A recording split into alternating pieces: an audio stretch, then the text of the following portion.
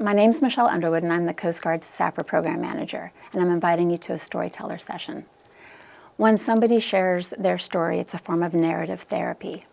When we work with victims that have been traumatized, any form of trauma, it's initially difficult to revisit the trauma, and so trauma victims usually start with what we call their G version of the story. It's the safest version to tell yourself.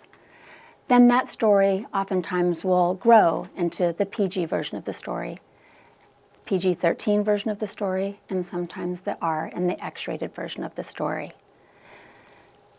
Be mindful that the content that you're going to hear today from our storyteller is graphic in nature, and it's a real lived experience. Should you decide that you would like to explore narrating your story, there's a host of helping professionals in the Coast Guard that can do that with you. Should you decide that you would like to share your story with a helping professional in the Coast Guard, remember, any one of the helping professionals can maintain your confidentiality and get you the help that you need so that you can stay viable in your relationships and viable in your job. Without further ado, I welcome you to Storytellers. Hi, my name is Meghan Klement. I live in Eastern Oregon with my husband of 11 years and 3 sons, and I live on a small farm and run a business. But back in 2012 is when I entered the Coast Guard. I came from a really small town in Southwest Washington in a home that my dad built. I had 3 older brothers, or have, and my dad worked for the city as a firefighter for 35 years, and my mom retired from the VA hospital.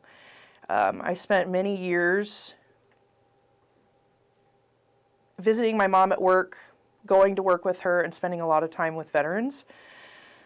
The pride that I saw in these people was something that I wanted to find in myself. My dad served and my brother served. They were both in the Navy, and the sense of pride that I saw in my home and the love for our country really formed me into being somebody who wanted to be in the Coast Guard. I initially was going to join the Navy, and my dad said to me, I would really like it if my only daughter went in the Coast Guard because I feel like you're going to be safer there.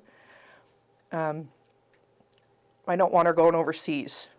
So I agreed, and I said, okay, I'm going to join the Coast Guard. In 2012, I went to boot camp, and it was a very awesome experience for me. Some of my buddies from boot camp are still my best friends today and continue to be top supporters in my life. And they stood by me through my whole Coast Guard experience. I went to boot camp, and out of boot camp, I got stationed at a small boat station, Nia Bay, which, if you don't know, is an isolated unit on an Indian reservation up on the peninsula in Washington. I was there for a few months, and every time after I went underway, my knees started swelling, and we couldn't figure out why. So one afternoon, I got called into my warrant officer's office, and she acted very friendly to me, like we were friends, and said, you know, we think it's a really good idea that we station you at Air Station Port Angeles, because then you can go to physical therapy easier and have easier access, because I was driving 2 hours in each direction to go to an appointment. She said, you know, do you want to be in the Coast Guard? Is that something that you want to do? And I said, yes, ma'am, that's what I want to do. This is where I want to be. I was very embarrassed and very ashamed that I was having issues, because I knew that if I was a broken tool, I wasn't a tool that they could use. It doesn't make you very popular So I trusted her, and I went to Port Angeles. I was set to marry my husband, and so that's kind of another agreement that they had. Well, you can get married to your husband and move out of the barracks. Right when I get stationed there, I get married to my husband, and I think I met the person who continued to assault me over the next 3 or 4 months, the first day that I arrived. And he was very kind. He was so nice to me. He was a retired senior chief who was then contracted with the Coast Guard. He was my father's age. So I thought that he was just, seeing a young girl and kind of taking her under his wing. About 3 days after I arrived at the air station, I got called into a commander's office with a lieutenant commander and a master chief. And they slid a memorandum across the desk that said intent to discharge for fraudulent enlistment for abnormal flat feet. I was 19. I had never lived anywhere other than the home that my dad built. I didn't know any better, but I did know that I wasn't a liar, and there was no way that I had lied to get into the Coast Guard. So I went back to my shop, and I went to my SK2, who was like became a big sister to me, and I told her what was going on, and my warrant in that shop had pulled me aside and said, "You can trust me with anything. I'm here to support you.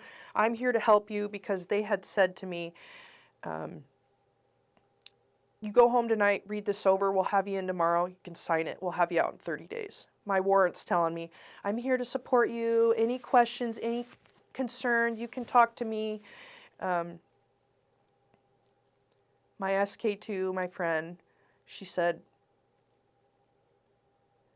"There's somebody I need you to meet." He was a chief that was in our shop who was screwed over by the same command. So there was an underground group of us that were all kind of aware of what was happening. So I went up and I met with this chief, and I told him what was going on, and he looked at me and he said, "Are you a liar?" And I said, "No, Chief, I'm not." He goes, "Are you lying?" I said, "No, Chief, I'm not a liar. I didn't lie." And he goes, "Then I'm going to help you." He gave me a number to a JAG. I had to call and hire a JAG, and then I called my dad. What they don't tell you is that you can hire a congressman when you feel like your rights are being infringed. My JAG was able to prove that in my MEPS paperwork it said fit for full duty, abnormal flat feet. I found out later from my HS friend that there was a SK lieutenant commander going into my paperwork in the clinic, searching, trying to find something. So I hired a congressman. The congressman called headquarters, said, "We heard you're trying to kick one of your members out under false pretenses. If you continue to go forward with this, we're going to make it public." The Coast Guard dropped it. Nobody told me, but I did know that I wasn't liked. Here I am. I'm an issue. I've been in the Coast Guard for all of 4 or 5 months. And all during this time, I am being assaulted at work by an older man who had served his 20 years and then continued to work for the Coast Guard. He was the IT guy, so anytime that my profile would go down, my first class, who was his bowling buddy, would send me to his office to get it fixed. And looking back, my profile went down quite a bit, and I didn't think anything of it. But it was down a hallway, and he was in a room with no windows. You'd walk in, and there was a desk facing the door. The door had blinds on it, and he would keep them closed. I would walk in, and I grew up with men in my life who respected women. So that meant you never closed the door when you were alone in an office with a woman. I would go to his office, and when I would walk in, his desk was facing the door, and there would be a desk in the corner where you would go onto your profile, and he would help you fix it and walk through it with you. He would he would close the door, and I would sit at the desk and sign into my profile.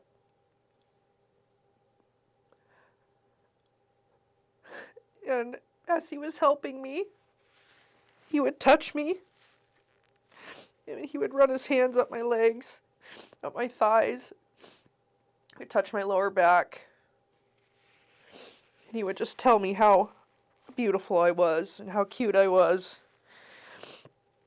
And I would be, when it was time to leave, he would get up from his desk, and he would position himself between me and the door, and he would make me hug him.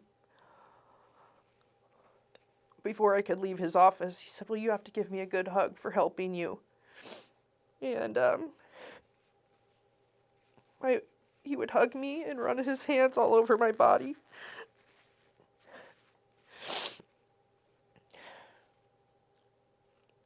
And he would continue to do that for months. And it was little things here and there. He would, after I'd leave his office, he would make sure to walk me back to my office like a gentleman would. He would walk me out the back door because I know, being in IT, he knew where all the cameras were, he knew where everything was, and he would walk me back to my shop.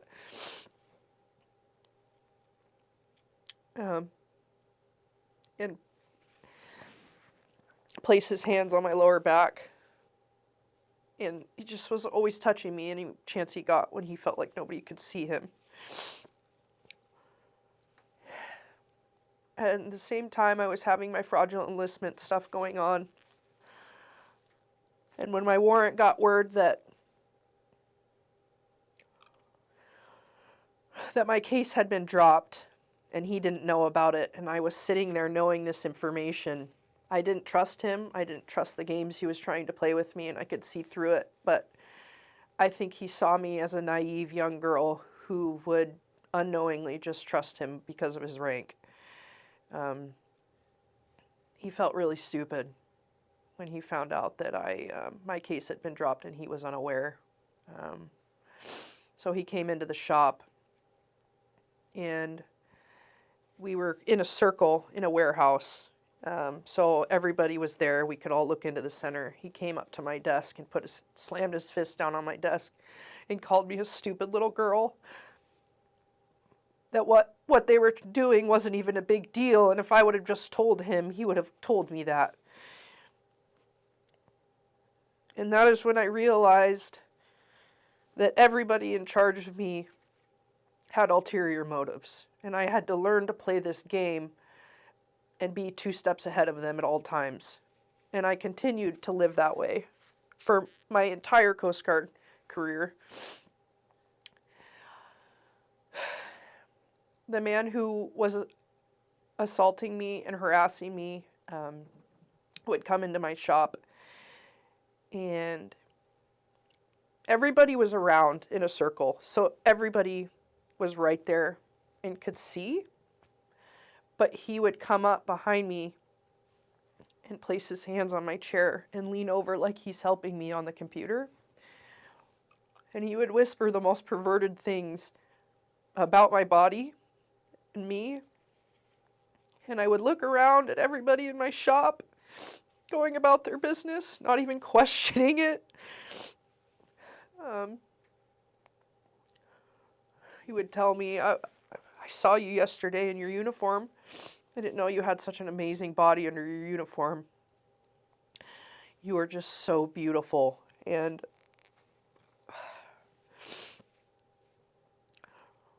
it chipped away at me because I was newly married and I was 19 years old. I did not want to accept the things that were happening.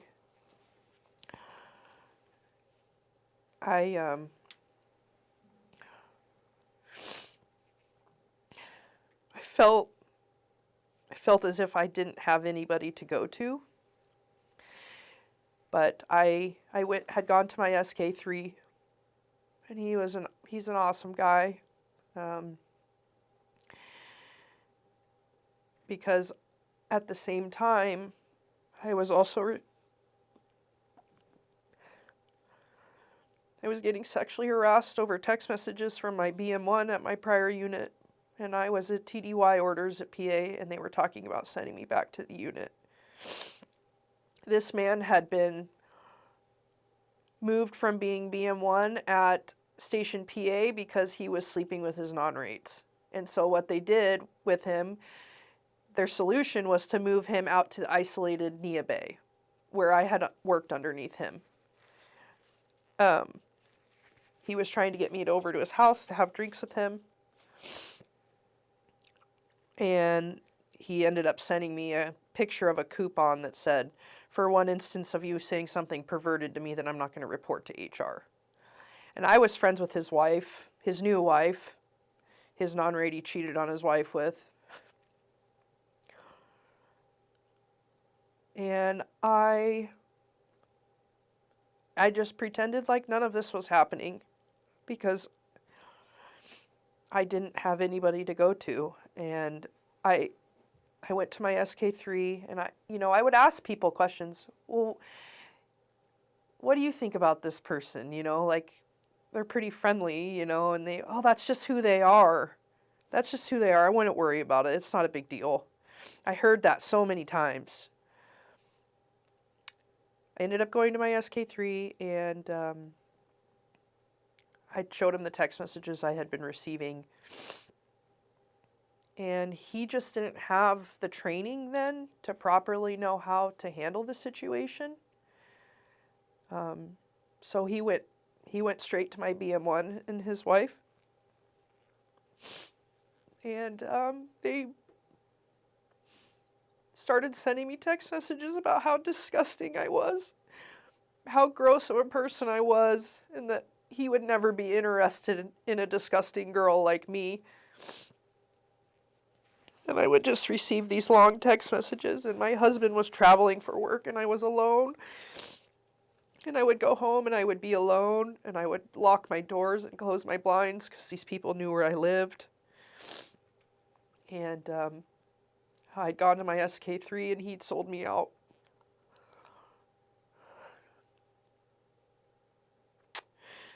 I then went to my SK1, and I told her, I'm really worried about going back to Nia Bay.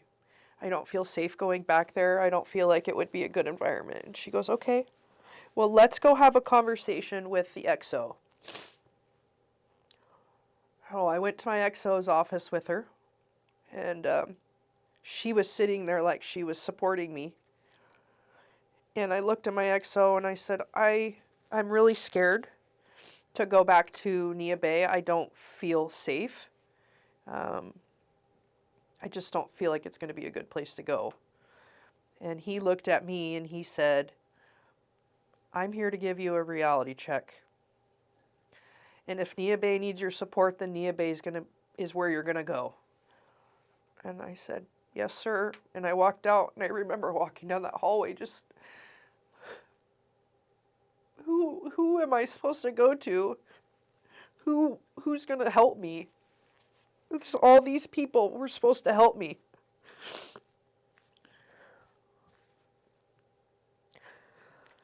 It wasn't until we went out to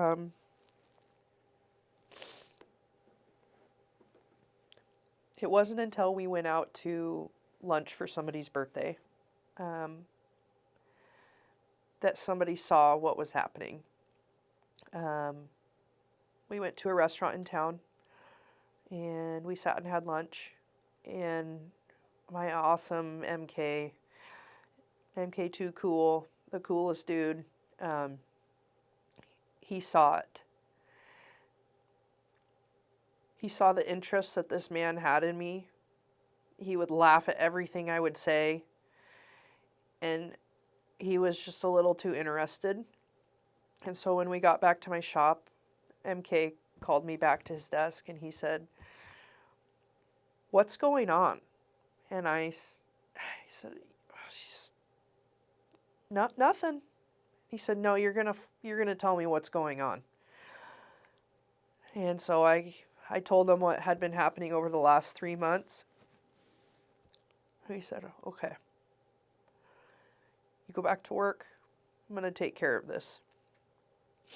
I showed up to work the next morning, and my warrant officer, who did not like me, said, "Klement, let me see you out back." He had a teacup in his hand with a tea bag in it. And he brought me out behind the building and went around the side where nobody could see us. And he said, "Did so-and-so shut his office door with you in it and position himself between you and the door?" I said, "Yes, sir, that happened. This has been going on." And I pulled my phone out and I showed him the text messages and I said, "This is also going on." And he twirled his little tea bag and he said, "Okay, before you go ahead and tell anybody else about this, I want you to think about these men and their lives and how they could lose their jobs over this. And then CGIS is going to show up and they're going to make you out to be a liar. Do you want that to happen? Because nobody's going to believe you." And I said, "Well, no, sir, I don't want that to happen." And he goes, "So I want you to go in there and I want you to think about this before you ever tell anybody else." And he walked back inside with his stupid cup of tea and went about his business. And I walked in and I just stood there and I looked over and my friend Elizabeth said, "What just happened?" And I told her and she said, "Oh, hell no." And she brought me out of my shop and into the YN shop to a female chief. And we went into a locker room and we sat on the floor and I started to tell her everything that had happened to me. And she held me while I cried because I think at that moment I had finally realized what had been happening to me and what was going on and how big of a deal it was. And when I said the man's name, her face went pale. And I said, "Well, what?" And she said, "He tried doing the same thing to me." Go and find out that he'd been trying with many women all over base. I was just the first one to ever say anything.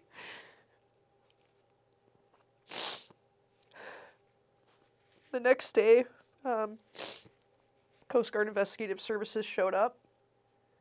They gave me a half an hour to write a report by myself. And then they took me up into a room, and that female chief, she came with me, and they began their investigation. And they made me show them every place that he touched me and how he did. And then I said, "You know, he tried the same thing with her." And then she got in trouble because she didn't report it. I wasn't mad at her. I still am not mad at her. She probably didn't think much of it because it's the kind of culture that we had constantly dealt with.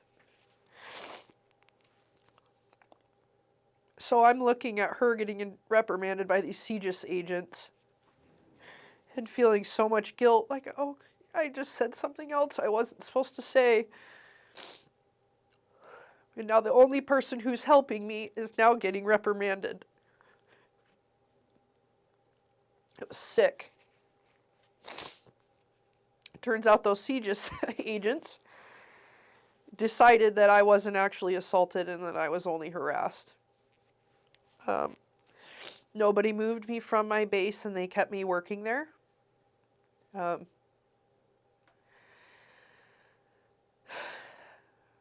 My first class and my warrant were buddies with the person who had assaulted me, so he came in to visit them all the time, and I had up to sit there. And he would look at me, and he would look down his nose at me and shake his head. Every time I saw him outside, he'd stand there like he was disgusted with me. The BM1, when he was on base, I don't, if you've ever been to Port Angeles, it's on a long spit. So I had come out of the clinic one day, and he was in the parking lot, and there was one sidewalk. He stood there right on the other side of the curb, and I had to walk by him. And he stood there with his arms crossed, and he shook his head like he was disgusted with me. And as I passed, he spit on the sidewalk. And that was the minute where I realized that I was the only person who was going to advocate for me. And I marched right into the chief's office, and I said, you either get me out of the fucking Coast Guard or you send me back home. She said, go back to your desk. I'll call you in a little bit. An hour later, I get a phone call from her. Portland's close to home, right? I said, yeah, Chief. She said, all right. When do you want your last day to be? I said, I want it to be tomorrow. They cut me orders like that. It's possible. And I called my husband that night, and I said, honey, you need to come home. We're moving. The following week, I reported in Portland. Nobody knew I was coming. I showed up in my trops, and I was in the locker room changing into ODUs, and another non-rate came in, and she sits down, and she looks at me, and she goes, who are you? And I said, well, what do you mean? And she goes, are you CGIS? I go, no.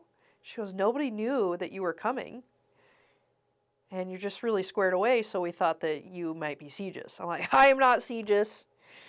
But yeah, I'm working here now. So nobody knew I was coming, so I was automatically just this, like, stuck out like a sore thumb.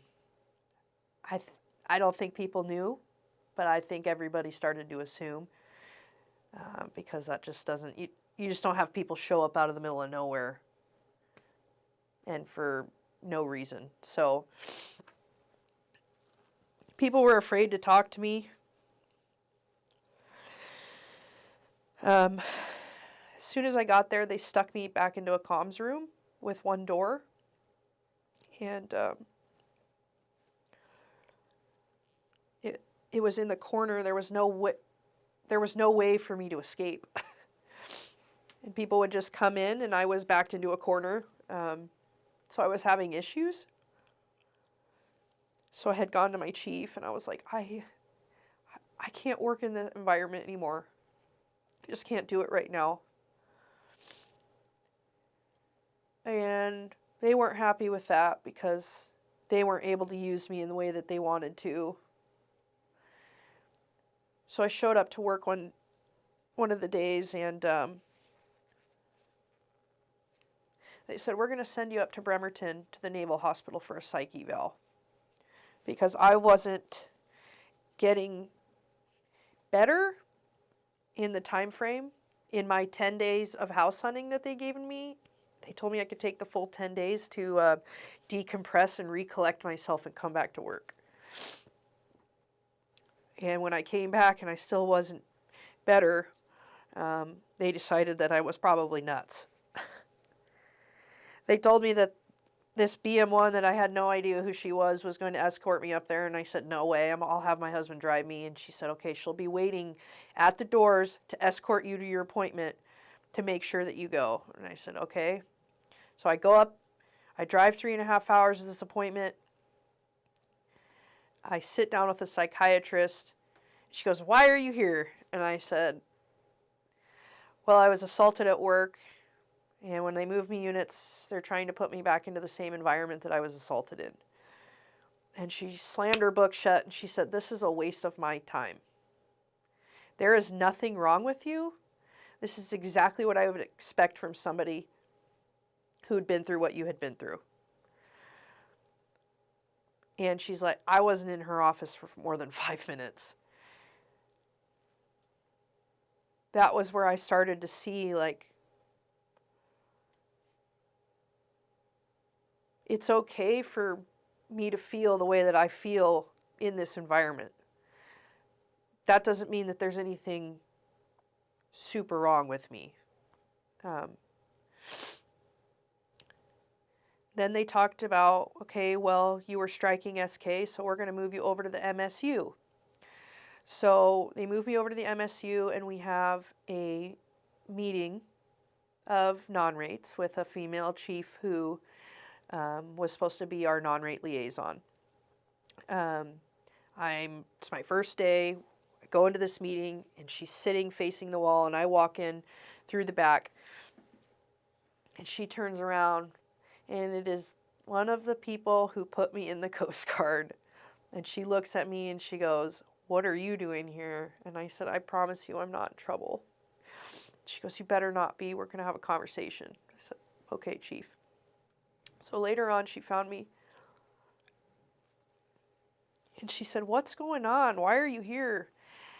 And I said, "Well, my XO and my CO at my checkout told me I'm not allowed to tell anybody down here what happened to me up there because they don't want it to follow me around." And she said, "Oh, hell no." When I had checked out up in PA, my XO and my CO, they said, "When you go down to Portland, we don't really want you to tell anybody what happened to you up here. We want you to have a fresh start. We don't want this to be on your back." And I said, "Oh, okay."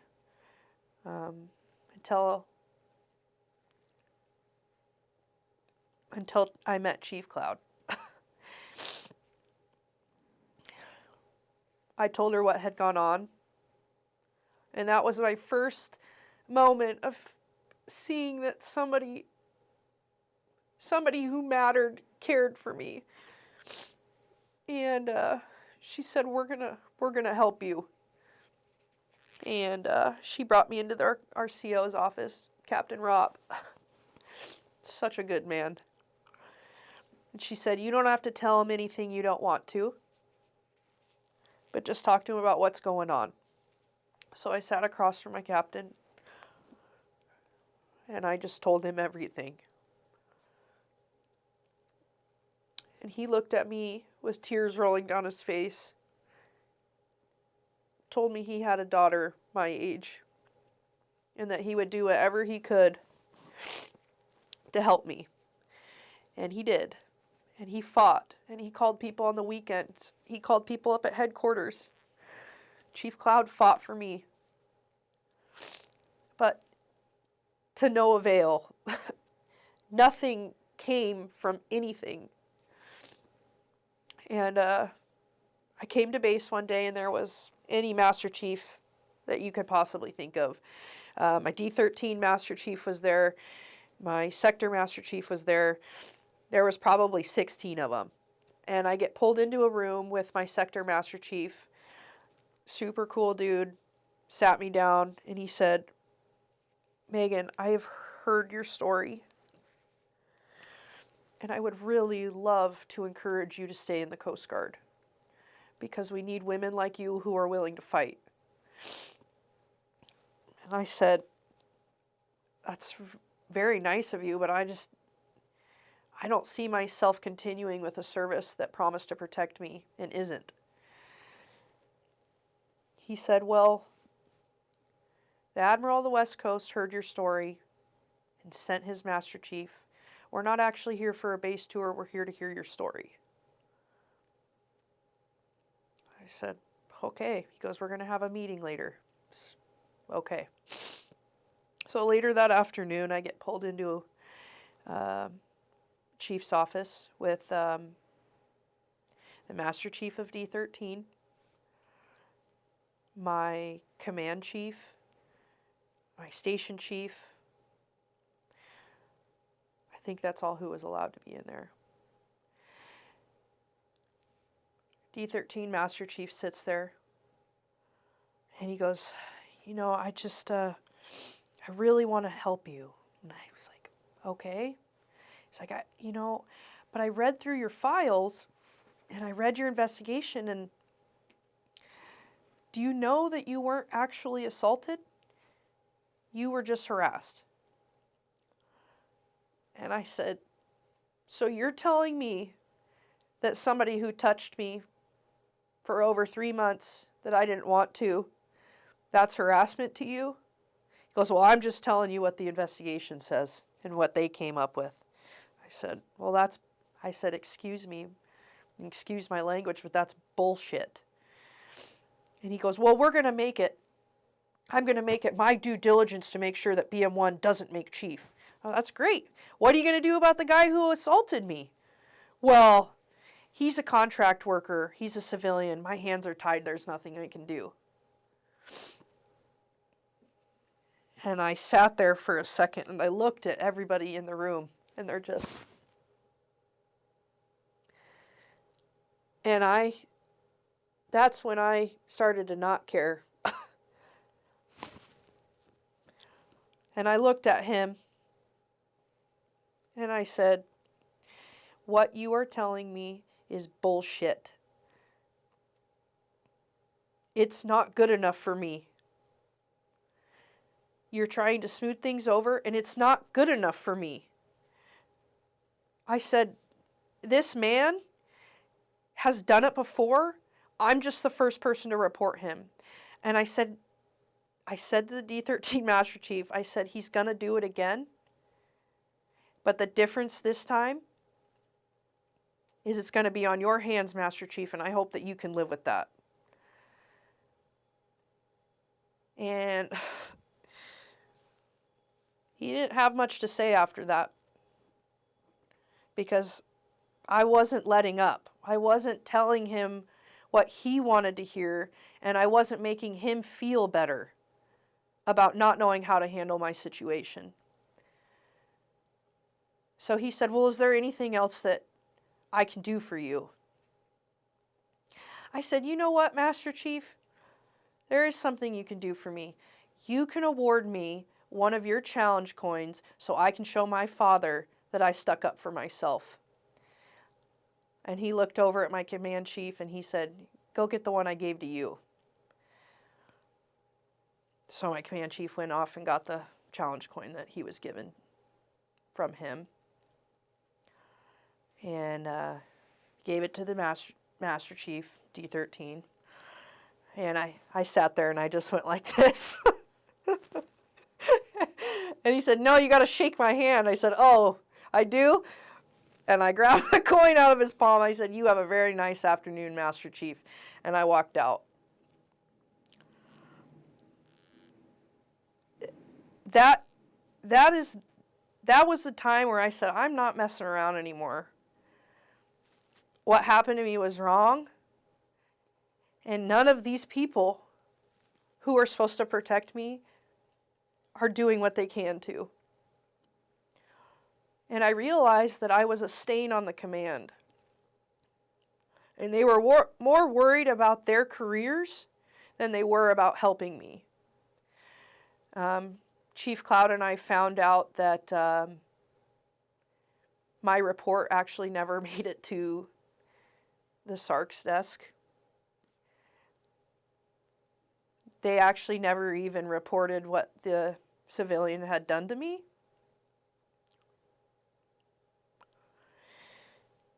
I found out that the command up in Port Angeles had pretty much shoveled as much as they could under the rug and hoped that I was going to keep my mouth shut. At this point, I was in a med board. I had been diagnosed with PTSD, exasperated by military service.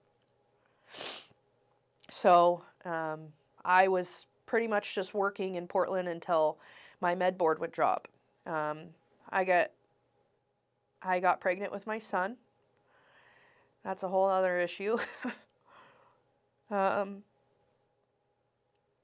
when I was about 7 or 8 months pregnant, I went in for an appointment. And my OB, when I walked in, she said, "That's not regular pregnancy pain." And I had brought my mom to the appointment, and we went in to the room, and she said, "Can I give you a pelvic exam?" I said, "Sure." At this point, I'd been in therapy, and I had felt that I had made big strides to better myself and feel better. And when she gave me my exam, she goes, "I'm so sorry. I'm so sorry I didn't notice this sooner." She said, "Have you ever been the victim of sexual assault?" And I said, "Yeah, I have." She goes, "I'm sorry, I never realized how much pain you were in."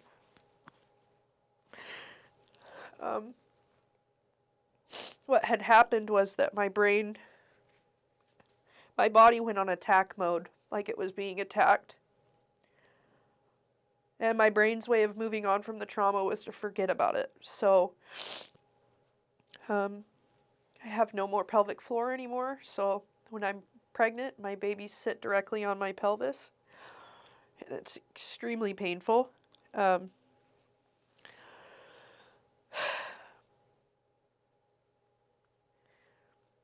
Knowing that the psychological damage that I had felt, and then knowing that there was physical damage, was a whole other thing. And I didn't find it out until weeks before I became a mother. I had my son, and I was still waiting for my med board to drop. Going to work every day in a place where you don't feel safe or heard, it was torture. I just wanted to be home with my son at that point. I remember rocking him in the morning. At that time, they only gave me 6 weeks at home with my baby. I remember rocking him before I went to work and just crying and going, "I don't want to go back. I don't want to go back. I'm finally safe." And it was just torture dropping my new baby off and having to go back into that environment. But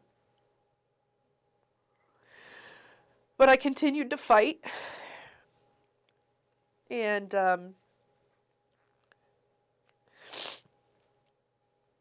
I just wouldn't shut up. So a lot of people didn't like me. And I had just accepted that.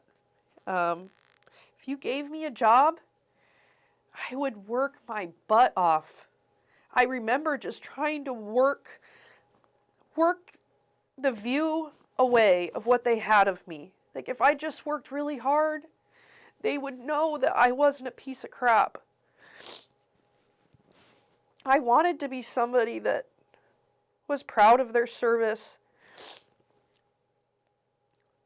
I had found out that my med board was about to come down the line, so my days were numbered. That's when I really checked out. We had an Admiral Gromlich, come to my base, and we had an all hands. And as most of you know, the only time you get to talk to an admiral is when they ask. So he got up in front of my base and was talking about his zero tolerance policy and how they were making big strides and it was just doing really well. And they had a case going on up in Seattle, and the longer they kept it open, the more they found out about it. And I'm pretty sure he was talking about my case, but he didn't know that I was sitting there. So at the end of his "we're doing so much good" spiel, he goes, "Does anybody have any questions, comments?" And I raised my hand, and he said, "Yes." Or he had this nice smile on his face. I said, "Good afternoon, Admiral Gromlich, Seaman Klement." And his face dropped. I know he knew who I was. And I said, I want to talk to you about your zero tolerance policy. It's broken. I've been in an ongoing investigation for 2.5 years. And I don't know how you expect me to move on with my life. Nobody's called me. Nobody's checked in on me. And I was like, your system is just broken. And I'm not telling you for myself because I'm on my way out, but I'm telling you for every woman after me. And I said, oh, yeah, one more thing before I sit down, Admiral. Yeah, both these men are still working for you today. And there was about 65 people on my base.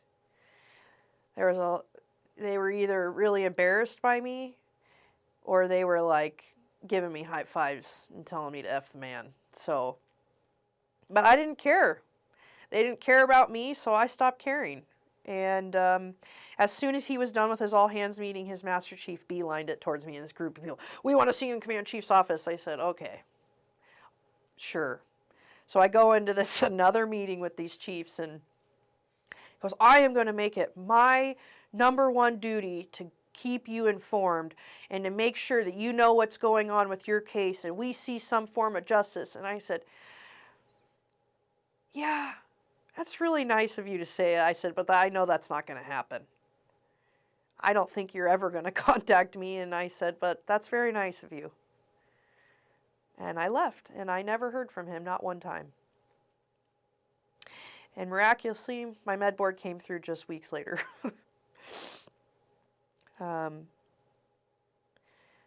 I left. I only checked out with the people that I checked out with my captain because I had nothing but respect for him.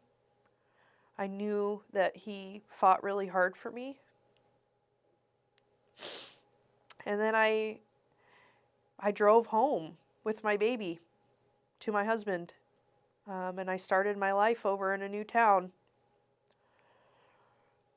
It's been about 9-10 years since I've been out of the Coast Guard. I wish that leaving base that day, I would have been able to leave everything that had happened to me. But this has continued to affect my life, and I have had to consciously continue to work at my mental health. I ended up having to go into 2.5 years of internal physical therapy and desensitization.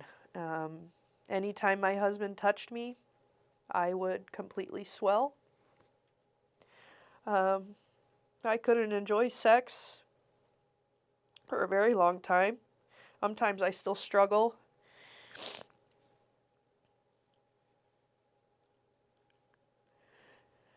At times it's been hard, and I think it'll continue to be hard at times.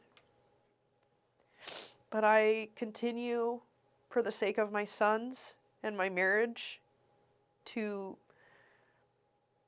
work through the things that have happened to me.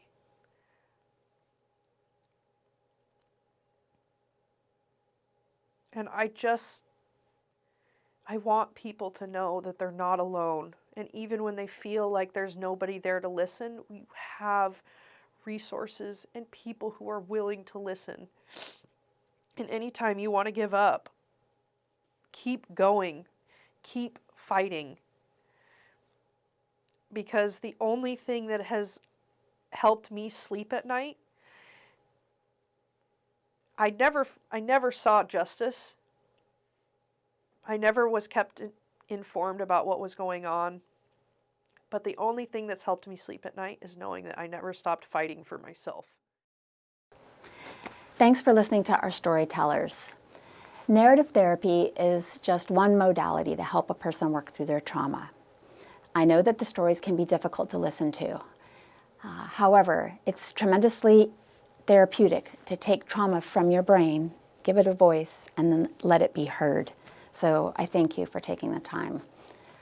Any opinions expressed by our storytellers are their own lived experiences. They're not representative of the Coast Guard, the Coast Guard's efforts currently to address sexual assault and sexual harassment in our service, or the U.S. government. Thank you.